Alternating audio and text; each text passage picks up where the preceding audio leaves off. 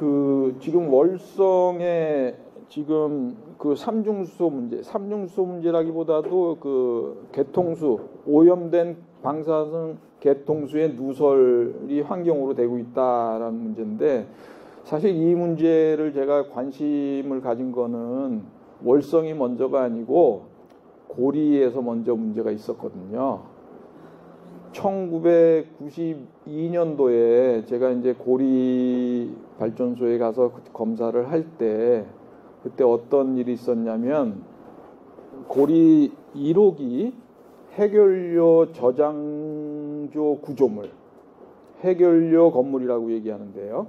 해결료 건물을 외부를 이제 검사를 하고 있었는데, 외부 건물에 일정한 간격으로 균열이 있더라고요.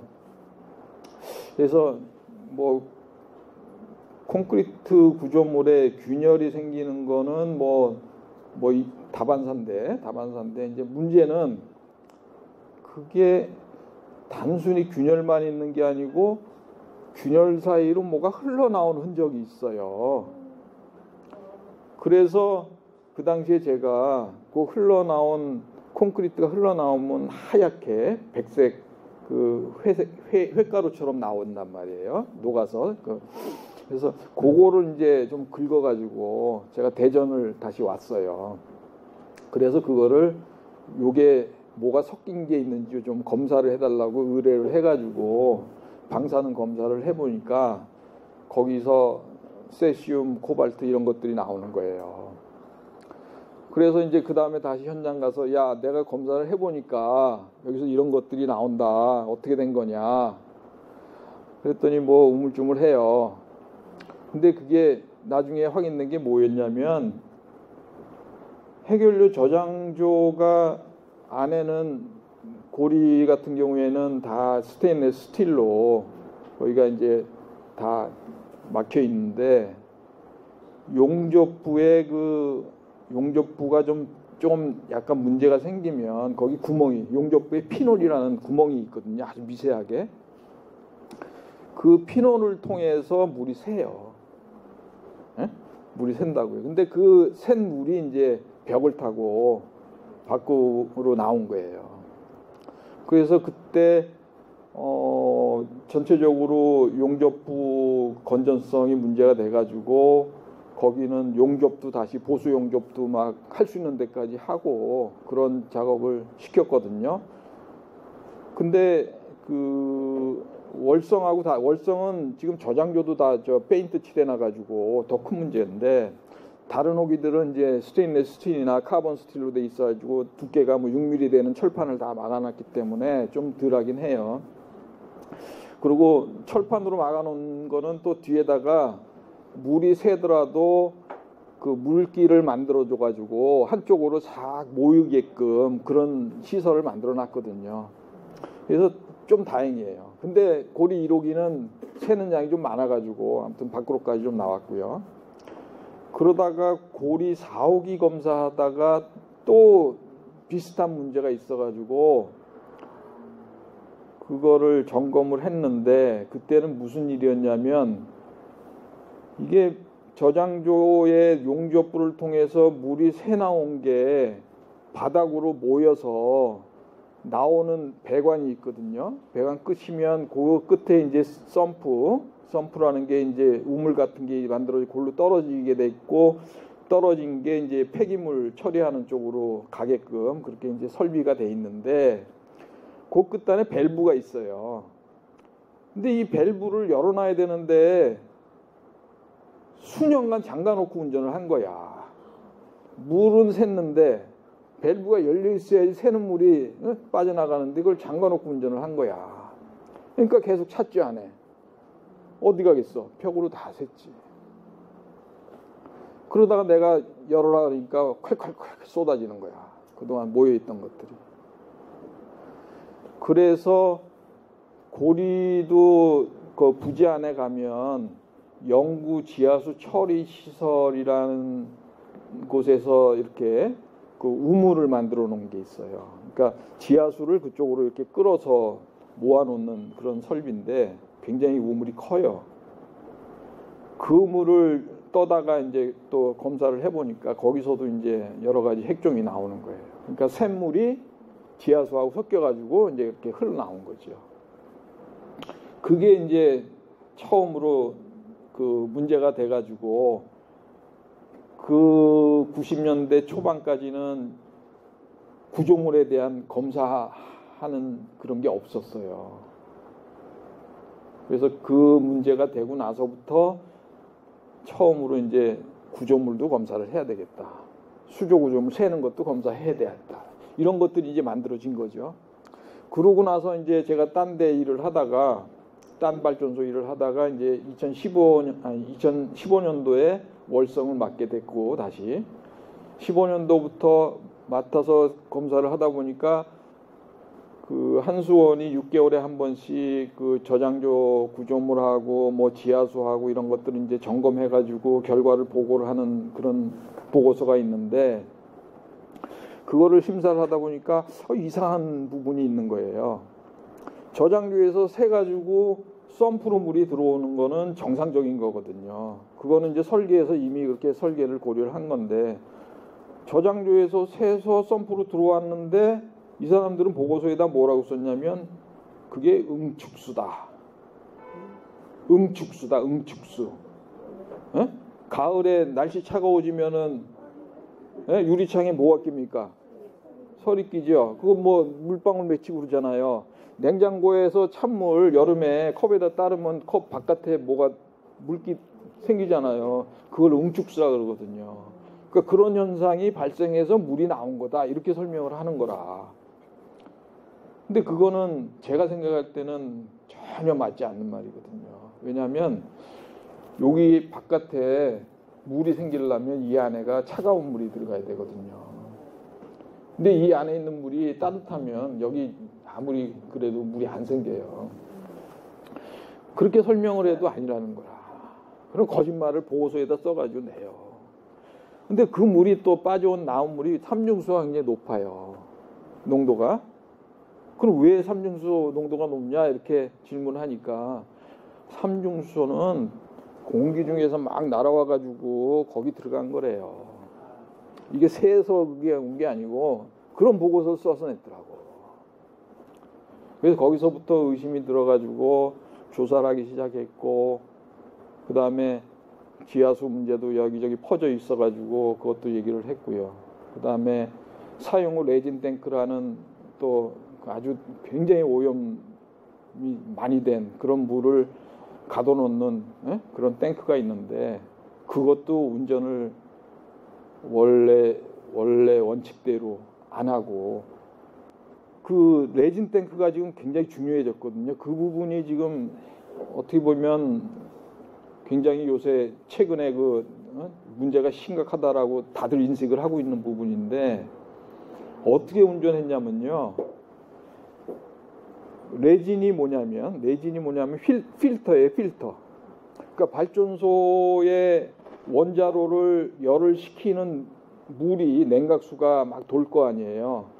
이게 돌다 보면 오염이 많이 되니까 중간중간에 필터링을 해서 오염 정도를 낮춰줘야 돼요. 그렇게 안 하면 너무나 많은 방사능 물질이 포함돼 가지고 여기저기 오염될 수 있기 때문에 그래서 우리가 그 정수기 쓰는 것처럼 그런 필터를 거기다 넣어가지고 정수를 식혀서 다시 돌리고 하거든요. 그러면 우리 필터 쓰고 나면 어떻게 해요? 버려야 되잖아요. 근데 정수기는 그냥 버려도 되지만 거기 거는 오염됐기 때문에 탱크에 따로 모아둬야 된단 말이에요. 그 모아두는 탱크가 레진 탱크라는 거예요. 사용 후 레진 탱크. 예? 엄청나게 그 오염이 심하게 된 거거든요. 그런데 호기마다 2개씩 있어요. 이게 탱크가 굉장히 커요. 근데 이게 사용을 하다 보니까 많이 차잖아요. 거의 다 찼어요. 그러니까 레진도 필터도 쓰던 거 거기다 넣고 그 필터를 그쪽으로 옮기는데 뭘로 옮기냐? 물을 이용해서 옮겨요. 그러니까 그 탱크에는 필터하고 물하고 같이 있는 거예요. 아래는 필터고 위에는 물이에요. 그러니까 수위가 높아지잖아요. 그럼 많이 높아지면 그 수위를 측정하는 계기가 붙어 있어요. 탱크에 수위가 높아지면 거기서 알람을 줘요. 수위 많이 높아졌으니까 뭔가 조치를 해야 된다. 그걸 어디로 주냐면 MCR이 하는데 운전원들이 있는 그 방에다가 신호를 줘요. 운전원들이 너희들 빨리 이거 수위 조절해라.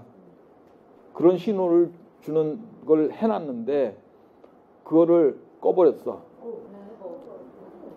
에? 꺼버렸어.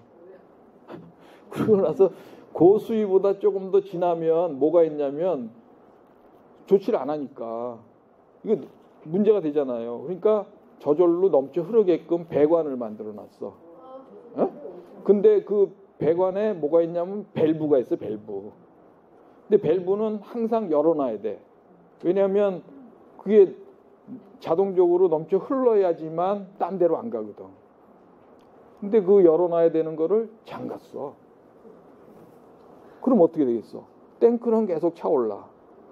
넘쳐 흘러줘야 되는데 넘쳐 흐르지도 못해. 꼭 꽉 차잖아요. 근데 맨 윗부분은 뭘로 돼 있냐면 벽돌 쌓아놨어. 벽돌 쌓아놓은 구조예요. 맨 끝부분은, 상부는 벽돌 쌓아놓은 거는 그건 그냥 막 넘쳐 흐르는 거야, 밖으로. 운전을 하고 있었어요. 그거를 이 사람들은 알지. 사업자들은 다 안다고. 그런 것들이 영향을 줘서 지하수가 오염이 되고 뭐 모른 척하고 있었죠. 요번에 조사단도 이런 내용을 모르고 있더라고요. 그래서 지난번에 18일 날 저 양남면에서 할 때 제가 다 그런 얘기를 했거든요.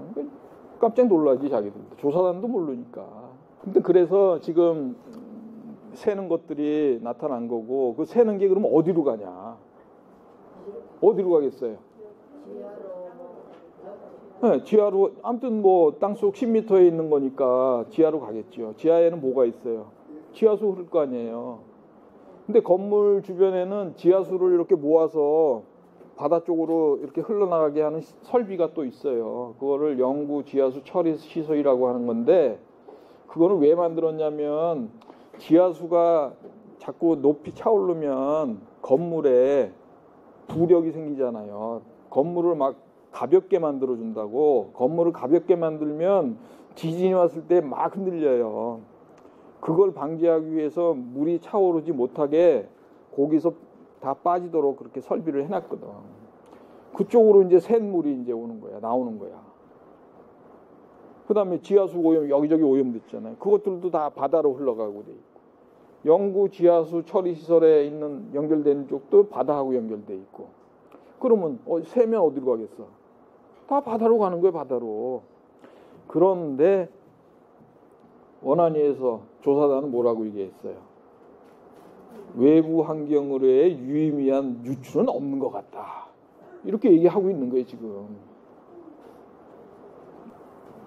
그거를 사실은 아무튼 사업자는 2010년도에도 그 사실 알고 있었어요.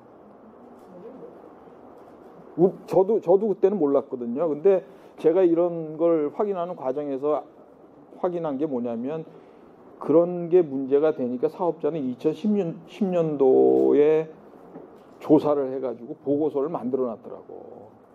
거기에 뭐라고 돼 있냐면 개통수에서 오염된 물이 누설이 돼서 지하수에 영향을 준 거고 그 영향을 준 게 바다로 다 나가고 있는 것 같다. 그렇게 보고서를 만들어 놨어요.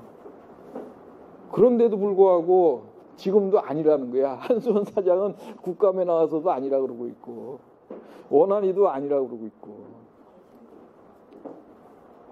지금 상황이 그래요. 그래서 하여튼 저는 그 얼마 전까지 계속 이제 월성에 왔다 갔다 하면서 느끼는 게 아침에 출근하다 보면 거기 나이 드신 분들이 물속에서 나오시더라고.